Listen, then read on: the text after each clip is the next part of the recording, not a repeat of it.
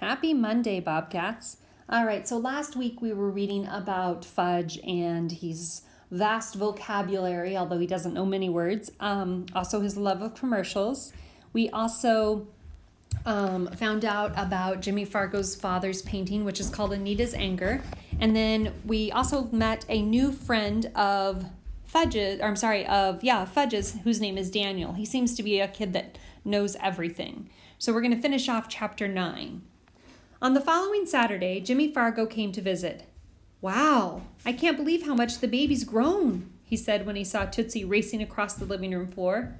"When you moved, she was about the same size as my cat, and now she's a regular baby." Putta, Tootsie said, pulling herself up on my legs. "What's she saying?" Jimmy asked. "Nothing, just baby talk," I told him. Jimmy was even more impressed with Uncle Feather than with Tootsie. "Wow, that's some bird," Jimmy said. "He speaks French. Say bonjour," I told Jimmy. "Bonjour, birdie," Jimmy said. "Bonjour, stupid," Uncle Feather answered. I laughed. Jimmy didn't. "Hey, turkey brain, my name's Jimmy. Can you say that? Jimmy?" Say that. "No, Dumbo, it's Jimmy."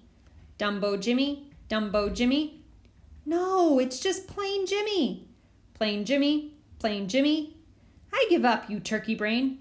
"Turkey, Jimmy turkey." "Stop it," Jimmy shouted. Stop it. "I quit." Quit. Jimmy finally laughed. Some bird. Alex came over to meet Jimmy. He said, "So, you're the great Jimmy Fargo." "Who said I was great?" Jimmy asked. "Well, the way Peter's always talking about you." "Yeah, well, the way he's always talking about you, I figured you must be the great Alex Santo." "I am," Alex said. "Well, then I'm the great Jimmy Fargo." After that, it was downhill all the way. It's hard to be caught in the middle between your two best friends. I think Mom knew I was having a hard time because she said, "How would you boys like to go to the movies this afternoon?" "What's playing?" Jimmy asked. "Superman," Mom said. "I already saw it," Jimmy said. "So did I said, "but I wouldn't mind seeing it again." "I saw it twice," Jimmy said. "I never even saw it once," Alex said. "It was better the second time," Jimmy said. "And I'll bet it will still be better the third time," Mom said. "Okay," Jimmy said, "I'll go." He bent down to tie his shoelaces. Mom said, "Wonderful, and the three of you can take Fudge and Daniel." I had a quick conference with Alex and Jimmy. "I don't care if Fudge comes with us, as long as I don't have to sit next to him," Jimmy said. "Same for me," Alex said. "And I won't sit next to the other one either. The other one is a nerd." "Same for me," Jimmy said. I went back to Mom. "Okay, we'll take them, but we won't sit next to them." "That's reasonable," Mom said. "It's a deal," I told Alex and Jimmy. We walked into town. We were too early to buy tickets, so we showed Jimmy his father's painting in the window of the gallery. "I dressed up as Anita's Anger for Halloween," Alex said. "My costume was outstanding, if I say so myself." "You don't think you're too great, do you?" Jimmy said. "I'm just telling the truth," Alex said. "I can't believe this guy," Jimmy whispered to me. "He's usually not like this," I whispered back. I never should have gotten the two of them together, I thought. They really couldn't stand each other, and they were making me miserable. "Hey, let's go in and introduce Jimmy to Beverly," I said, trying to sound cheerful. Beverly greeted us. "Well, if it isn't Alex and Peter and Fudge." "And Daniel Mannheim," Daniel said. "I'm 6. I live at 432 Vine." "Glad to meet you, Daniel," Beverly said. "And this is Jimmy Fargo," I told Beverly. "You know, Fargo?" "Frank's son?" Beverly asked. "That's right." "I just love your father's paintings," Beverly said. "They're so original." "He's working on a new one," Jimmy said. "It's called Salamis on Parade." "Sounds fascinating," Beverly said. "My father likes salami," Jimmy said. "Salami and onion sandwiches are his favorite." "I don't eat anything with onions," Daniel said. "We know," I said. "Salami and onions," Jimmy said. "My father could just about live on salami and onions." Beverly laughed. "I'll bet he doesn't do much kissing." "That's right," Jimmy said. "My mother's the one who likes kissing. That's why she moved to Vermont."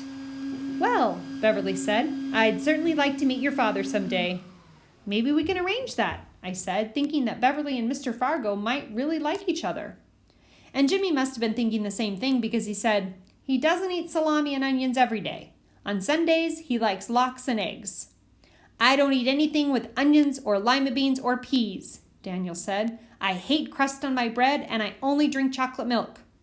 You're a fussy eater, Beverly said. That's right, Daniel said. You want to make something of it? No, Beverly said. I certainly don't. We have to go now, I said. We're going to see Superman. Have a good time, Beverly called. I wondered if anybody ever went into the gallery besides us. I'd never seen a customer in there. Outside, a line had formed in front of the movie theater. As we were walking to the end of it, I spotted Joanne McFadden. She was with Sharon, who's always looking at the ground or the sky, and Elaine, who likes to punch guys in the stomach.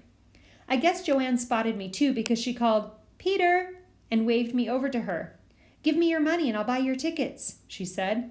That way you won't have to stand at the end of the line. Mom had given me enough to treat Alex, Jimmy, and Daniel, so I passed the bill to Joanne and stood right behind her. When the wind blew, her hair hit my face, and I didn't move, even though it tickled my nose. Well, Elaine said after we had our tickets, aren't you going to introduce us to him? She nodded in Jimmy's direction. Oh, sure. Jimmy, meet Elaine, Sharon, and Joanne. Jimmy looked at Sharon for a long time. Sharon looked at the sky. I'm Daniel Mannheim, the little creep said. I'm 6. I live at 432 Vine Street. That's nice, Elaine said. And who are you? She asked Fudge. Fudge Hatcher. Your little brother? Joanne asked me. Uh-huh. I never knew you had such an adorable little brother. Joanne had never said so many words to me at once.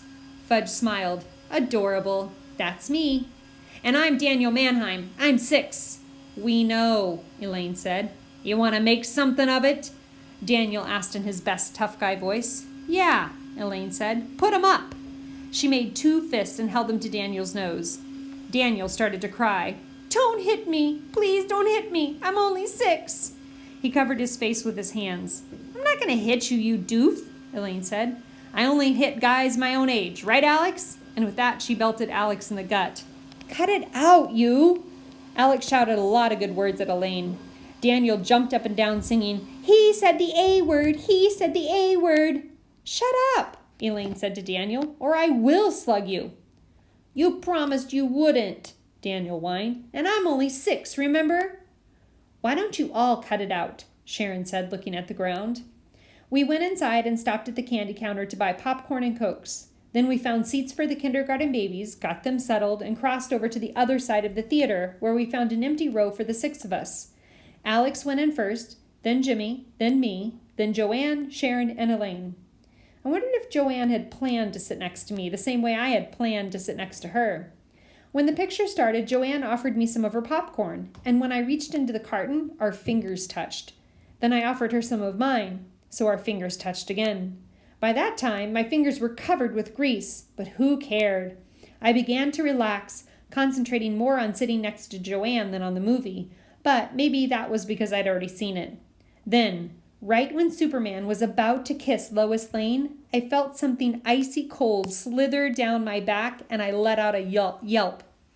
Fudge was hanging over the back of my seat with a handful of ice cubes from his Coke. Hi, PETA! You little... But there was no way I could catch him. He was already racing up the aisle. Here, Joanne said, handing me a Kleenex. Could you do it? I asked. I don't think I can reach all the way down my back. Joanne mopped off my neck and then my back, and when she'd finished, she put her hand close to mine, and the next thing I knew, we were holding hands. Hers was soft but cold. When the movie ended, Joanne, Sharon, and Elaine walked home in one direction, and we walked home in the other. So, what's it like to be in love? Alex asked me. What are you talking about? I said. What are you talking about? Alex mimicked. And Jimmy said, So, when's the wedding? Cut it out, will you? I said. By the time we got home, Alex and Jimmy were talking and laughing as if they'd been best friends for about 100 years, and I felt left out. Dad had cooked a big pot of spaghetti, and Daniel was eyeing it until Mom told him how many onions had gone into the sauce. Not only that, but Mom had fixed a bowl of peas as a side dish. And that was funny because we never have anything with spaghetti but bread and salad. I don't eat anything with onions, and I don't eat peas either, Daniel said. What else do you have? Nothing, Mom told him. Then I guess I'll go home for supper, Daniel said. I thought I saw Mom smile. After supper, Alex went home to get his sleeping bag, and he and Jimmy both slept on the floor in my room. I wondered why I didn't feel better about the two of them being friends. Just because they liked each other didn't mean they didn't like me, but I had a hard time convincing myself. For the next week, Fudge walked around talking to himself. To most people, he is Fudge Hatcher, a regular boy. Only his trusty mynah bird and his friend Daniel know the truth. Faster than a speeding bullet, more powerful than a locomotive. Do you remember when I was born? He asked me one morning. Yes. Did I really grow inside of Mommy? Yes. Oh, he said, sounding disappointed. Why? Because if I did grow inside of Mommy, then I can't be from another planet. Take it from me, I said. You are definitely from Earth. A few days later, Daniel told Fudge that he had been adopted as a baby. So Daniel might be from another planet, Fudge said. Yeah, I thought, that would explain a lot. And he might even be able to fly. Don't count on it, I said. Daniel is my best friend, Fudge said. If it turns out he's from another planet, he's going to take me there to visit. Swell, I told him. Don't hurry back. You're just jealous because you don't have a friend who can fly. I don't even have a friend from another planet, I said. Too bad for you, PETA. And he took off, flapping his arms and calling, It's a bird! It's a plane!